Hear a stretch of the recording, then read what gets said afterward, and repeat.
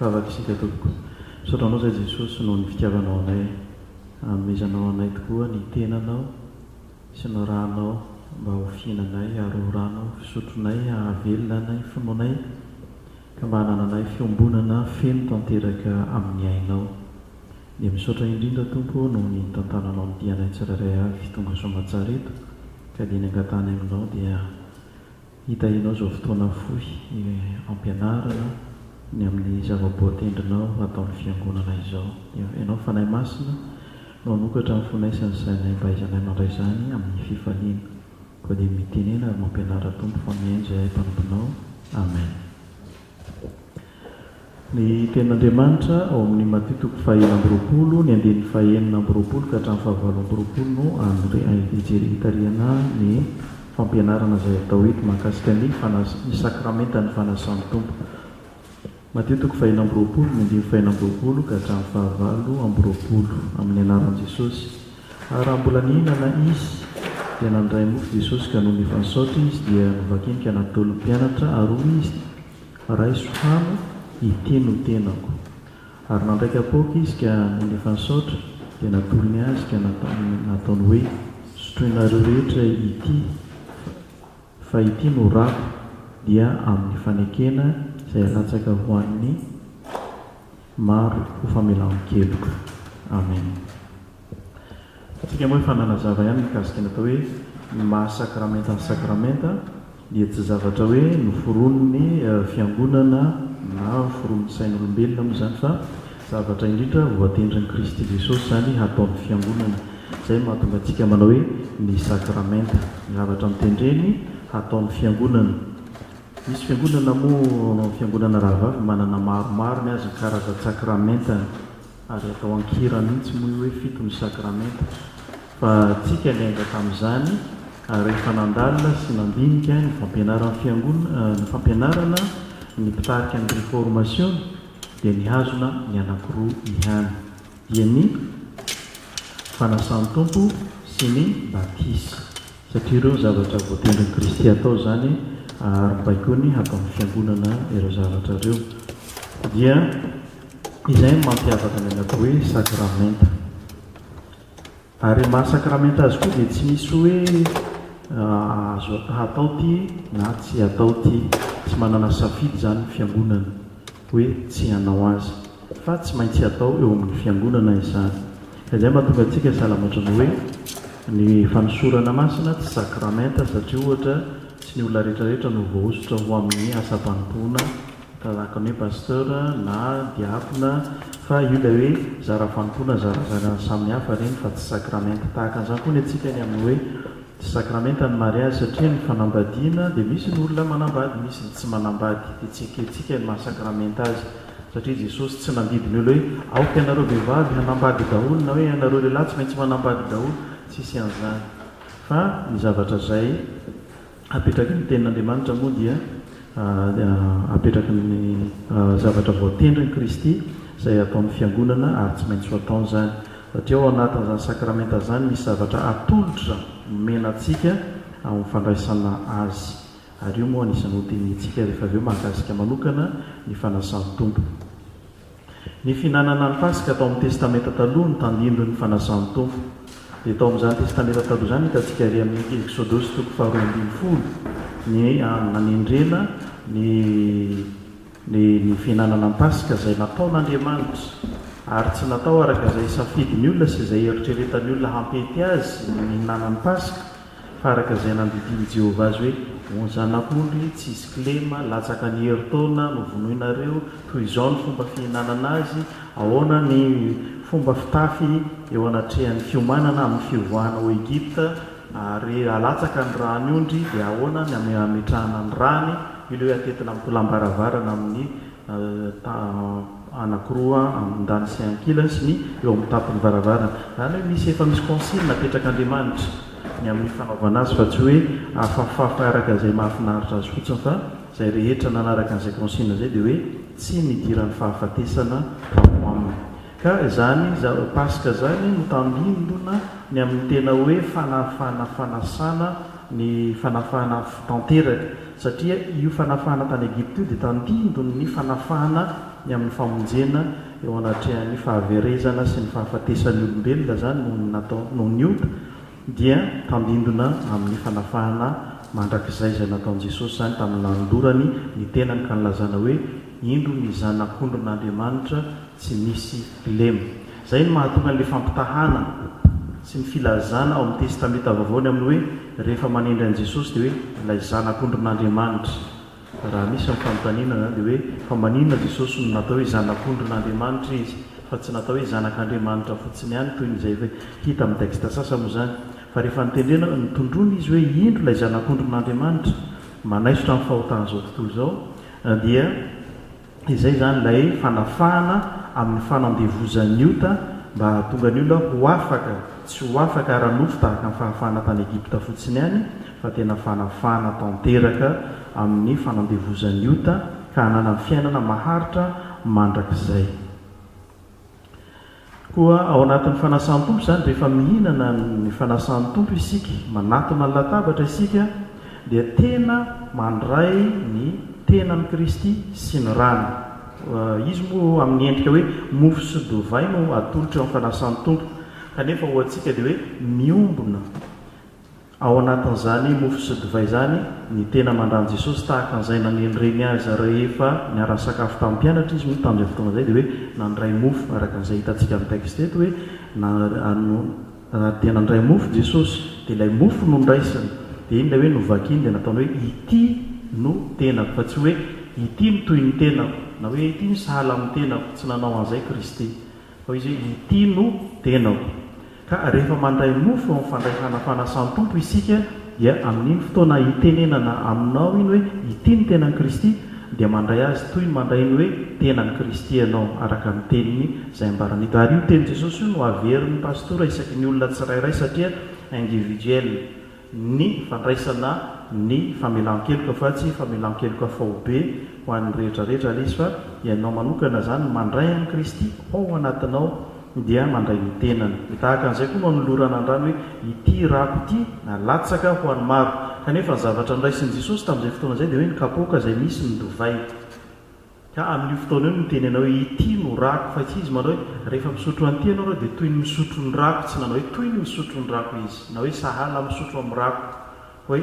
efa misotro an'ity ianareo dia hoe izy Jesosy hoe ity no rako alatsaka ho an'ny maro zany hoe ho an'ny olona rehetra no nandatsahan'i Jesosy ny rano ka na izaniza zany mandray an'ilay dovay eo am-pandohalehana dia mandray sy misotro ny ranon'i Kristy dia izay no mahatonga antsika hoe atolotra. Ary be dehibe manko tsika indraindray lasa superstitieux be ny eo amin'io fandraisana fanasan'ny tompo indraindray rehefa ohatra hoe mandray kapoaka dia finosina kely mosara asiana mosoara kely na tsy superstitieux be loatra ohatran'izany tsika rehefa mandray ny fanasan'ny tompo fa ny zavatra ao anatintsika ny fandraisana azy dia fandraisana amin'ny finoana ny tenin'i Kristy mandraisantsika n'ilay fanasan'ny tompo mandohalika tsika rehefa hoe meno hoe tia ny tenan' Jesosy dia iny voarainao iny ka hohaninao zay manan-kery hoe tenan' Jesosy ka raha latsaka iny moa fa tsy izy zay fa zay raisinao ka hohaninao no mahatenan' Jesosy azy. Vita ny fandraisana fanasan'ny tompo mofo mipetraka ao mofo ihany dovay mijanona ho dovay fotsiny ihany fa zay no raisinao tamin'ny finoana rehefa natolotra anao ka nohaninao rehefa natolotra anao ka nisotroinao iny no mitoetra sy mipetraka ho sakramenta ny fanasan'i Jesosy ka dia tsara ny andraisantsika an'izany zavatra zany. Miteraka ady hevitra be dehibe manko ny fampianarana io hatramin'izay satria teo amin'ny fiangonana katolika romana sy ny fiangonana orthodoxe grika zany io resaka momba ny hoe tena mandrahan Jesosy io dia tena nampisy ady hevitra be ny amin'ny hoe miova ary lasa manjary ranon'i Kristy ary miova lasa manjary nofon'i Kristy ny mofo sy ny dovay dia izay mahatonga azy hoe tsy ariny zany na hoe ananao fahatehirizana amin'ny toerana anankiray ao amin'ny toerana anankiray ilay mofo sy ny dovay fa ny antsika kosa tsy zany fa zay natolotra anao zay nomenanao no hoe ka niraisinao iny manan-kery sy manampahefana eo amin'ny fiainanao satria raha mipetraka ery fotsiny iny dia dovay ihany iny, raha mipetraka ery fotsiny iny dia mofo ihany iny, fa tsy ilay fanendrena araka ny sakramenta izay nanendreny Jesosy azy zany ny fanasan'ny tompo. Ka izay mahatonga antsika mipetraka mazava tsara amin'ny teny Kristy rehefa manao fanasan'ny tompo hoe ity no tenako, ity no rako. Dia raisitsika amin'izay finoana izay ny fandraisana fanasan'ny tompo fa tsy iny akory miova ho lasa divay na miova ho lasa rahan'i Kristy. Misy ihany koa ny amin'ny Église réformée koa ny azy manana hevitra hoe tsy miova koa io araka ny foto-kevitra réformé fa ny azy lasa ohatrany hoe fanasana toy ny festin. Ina moa zany ohatrohatran'ny hoe fanasana dia toy ny sakafo zany no andraisany ny fanasan'ny tompo. Ka rehefa misy endrika fiangonana ao amin'ilay fiangonana zany misy an'ilay fanasana dia izay no andraisany an'ilay fanasan'ny tompo. Ka dia na io atao sirop io na io atao ranona pango asiana siramamy io na io atao mofo gasy io na io atao biscuit io dia mety daholo satria fahatsiarovana fotsiny zany ilay izy. Ka ny antsika tsy fahatsiarovana fa ny antsika tena mipetraka hoe amin'ny mahasakramenta azy dia tena hoe amin'ny anolorana azy sy amin'ny andraisantsika azy dia tena mitoetra araka ny teny Jesosy ianao mandray azy hoe ity ny tena Jesosy tena raisinao tena Jesosy ity satria Jesosy no manolotra azy dia raisinao amin'ny finoana izany zavatra zany araka ny teny. Ary zay mahatonga antsika manao hoe ny sakramenta mahasakramenta ny sakramenta dia misy zavatra roa, dia ny zavatra hita maso sy ny zavatra tsy hita maso. Ny zavatra hita maso dia ataontsika hoe élément. Ny élément dia amin'ny fanasan'ny tompo dia ny mofo sy ny divay. Ary io mofo sy ny divay io dia mitoetra ao mofo sy ny divay ihany fa tsy maintsy mitambatra amin'ny tenin'Andriamanitra. Ka raha tsisy tenin'Andriamanitra io dia zava-poana ihany io, dia toy ny misotro divay any an-trano any ianao na any amin'ny toeran-kafa any ianao dia tahaka an'izany. Raha hoe mofo ihany fa tsisy tenin'Andriamanitra io dia mofo matsatso ihany io, ilay hoe mofo tsy misy masirasira araka ny tary amin'ny tantaran'ny testamenta taloha zany no hohanin'ny zanak'Israely dia toy ny mofo ihany fa matsatso lay mofo raha ohatra ka tsy miombona amin'ny tenin'Andriamanitra. Ka ny antsika mahasakramenta azy dia ilay élément anankiroa mofo sy ny divay mitambatra ao amin'ny tenin'Andriamanitra, miombona ao amin'ny tenin'Andriamanitra izay mampisy ny fahefan'ny lay mofo sy ny divay ho lasa ho raisitsika amin'ny teny Jesosy hoe tena misy ny rany. Ary ilay ataontsika hoe élément tsy hita maso, inona no raisitsika? Io ilay atao hoe inona moa ny soa azontsika amin'ny fandraisana amin'ny fanasan'ny tompo? Io ilay élément tsy hita maso. Amin'io no anoloran'i Jesosy izay voalazany eto hoe ity ny rako izay alatsaka ho an'ny maro ho famelan-keloka. Ary izay zavatra izay tsy hitanao fa atolotry ny tompo amin'ny fandraisanao ny tena mandrany. Ny amin'ny hoe mandray ny tenan Jesosy monaonao manadio tanteraka ny otanao rehetra. Satria isika manota foana isan'andro, segonda zao izy fomba fiteniny raha atao hoe ny varim-potoana kely indrindra manota foana isika. Fa tsisy olona tsy manota zany eto ambonin'ny tany fa manota avokoa ary mpanota avoa daholo moa ny olona rehetrarehetra. Ka men'Andriamanitra antsika io ahazo antsika ny atao hoe famelan-keloka ho fanadiovana antsika. Ka tsy tian'Andriamanitra antsika zany hitoetra ao anatin'ny faharatsiana fa dioviny isan'andro tsy avelana. Isy hoe ny antsika manko rehefa misy petina kely nama dia aprimo kely apetraka eo mandrapampititra azy ary amin'ny laveuse ary. Ka Andriamanitra tsy mametraka anao hitoetra amin'ny fotoana anankiray ao anatin'ny ota zay elaela vao hoe fa maromaro ny ota andao amin'izay ho diovina fa ny azy isa minitra no anadiovany antsika ary ao anatin'izany ny fanasany sady manome antsika ny fanadiovana no mampahery antsika hoe monina ao anatintsika izy. Ary izay ilay aingam-panahy nitarika ny mpamorona ilay hira fa ena 900 hoe endreny afaliako satria Jesosy monina ao anaty. Toy ny miombona amin'ny Kristy ianao hoe Jesosy velona ao anatin'ny fiainanao. Hoe monina ao anatiny dia hoe velona miaraka aminy ianao, izy zany ao aminao ary ianao ao aminy. Sarotra manko manao an'izany sary zany hoe ahoana no anehona an'izany an-tsary, tsy azotsika atao mihitsy manao an-tsary an'izany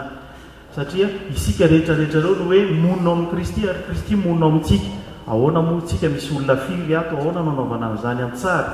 fa ilay finoantsika izay azavay fanahy masina no manaiky sy mandray an'izany satria zany indrindra no ambaran'i Jesosy Kristy any amin'ny alalan'ny teniny. Ka izay ny vokatra azo amin'ny alalan'ilay fandraisantsika ny fanasan'ny tompo. Dia misy foto-kevitra izay tsy maintsy ahitsy ihany koa eo amintsika ny amin'ny hoe ny fanasan'ny tompo natao ho an'izy, ho an'olona nanota ve sa ho an'olona mahatsiaro fa hoe tsy nanota izy.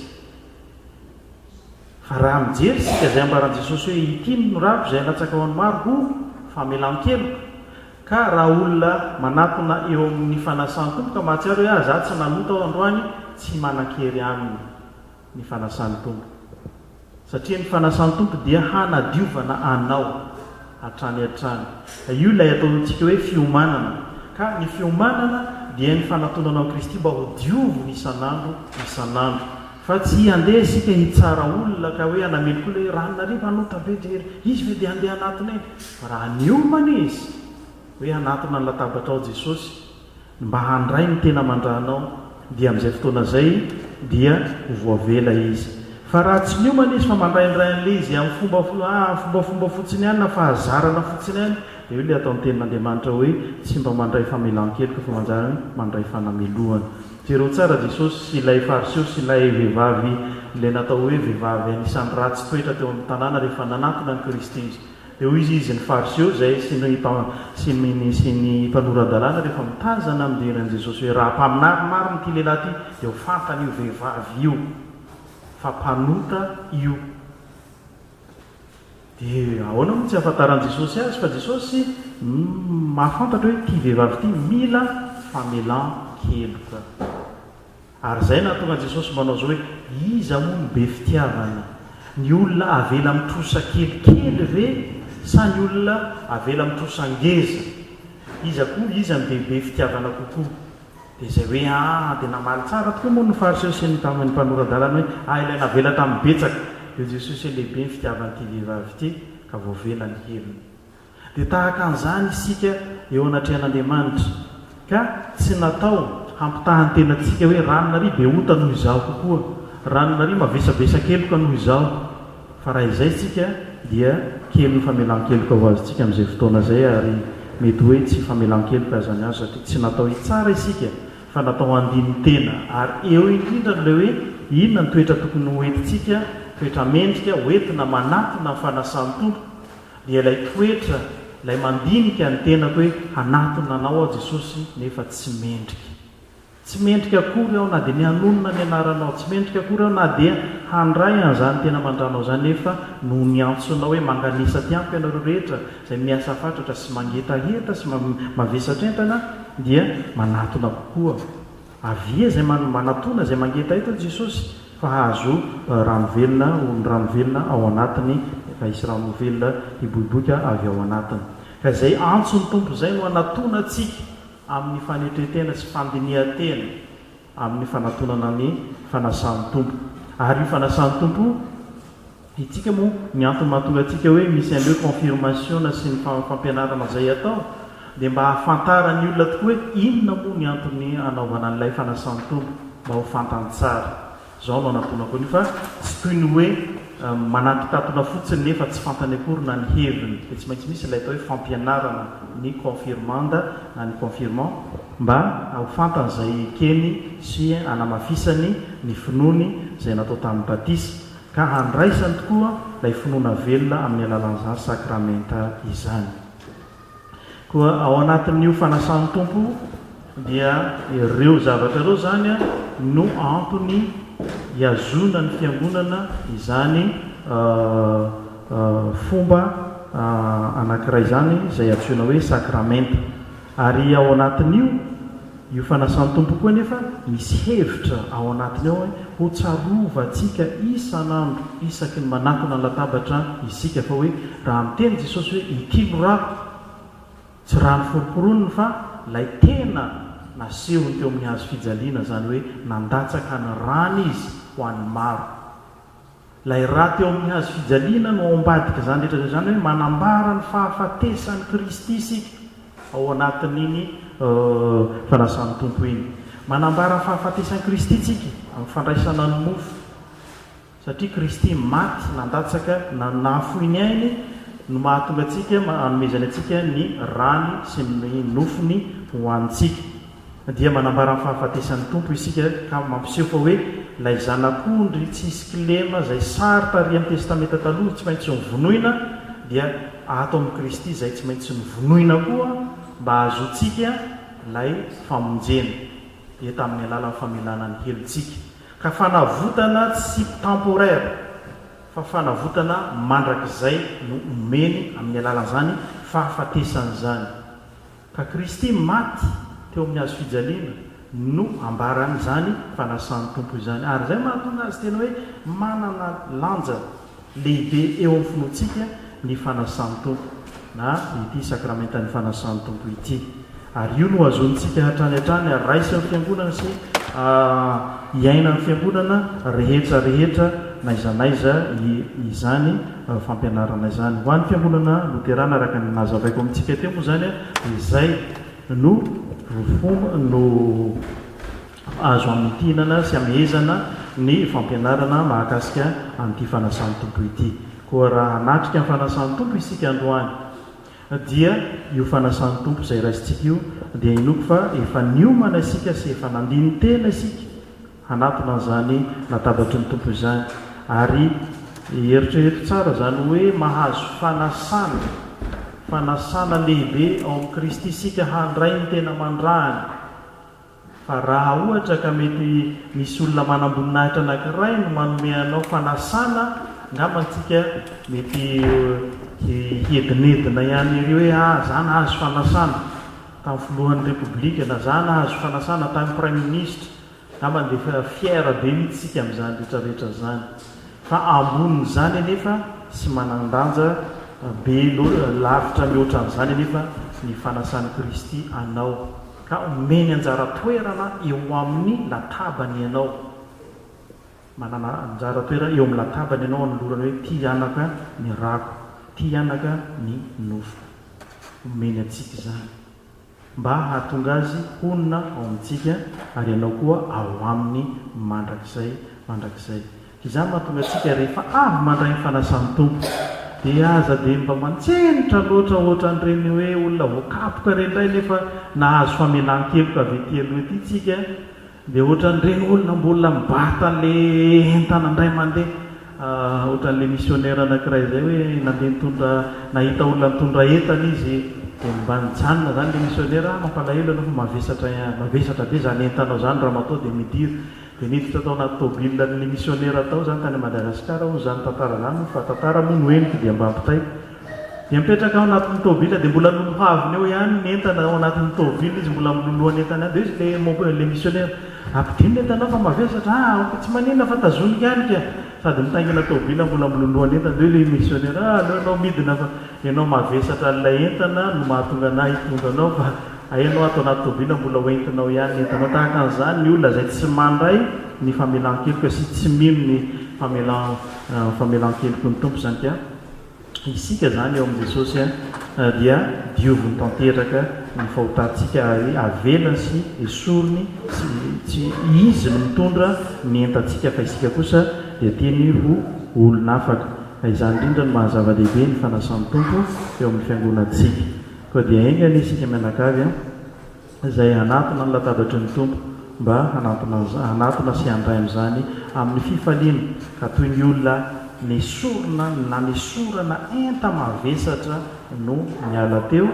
salama ohatrany hoe olona koa condamné nefa nanambarana famitsorakeloka tanteraka no miala teo dia mahatsiaro faly zany akory tsy hoe vanitinitika isika miala teo dia hoe vanitinitika nanany tsy zany akory fa mifonao nandray an'i Jesosy monina ao anatinao dia hita soritra amin'ny fiainanao koa olona vaovela heloka isika mamonjy ny toerana ary zany fifalitsika mahatonga an'ilay hoe manao adidy sy ny sisa ny fifalitsika tsy ho voaviditsika vola akory fa ny fifaliana dia mahatonga atsika manao fanaty-pisaorana sy fanaty-piderana ho an'Andriamanitra noho ny famonjena izay nataony atsika ho an'Andriamanitra irehany any voninahitra amen vavaka isika tompoko mbola misaotra anao izay Jesosy afaka ny fampisara izany fampianarana izany na dia natao fohy teto azy dia nona indrindra fa ianao no ampitombo izany ary ampitoetra izany ho azonay sy ho azonay ny amin'ny finoana velona ny teninao izay nambaranao, indrindra mahakasika ny fanasanao masina izay antsonao ny olona rehetra anatina eo. Ary misaotranao izay satria fantatray fa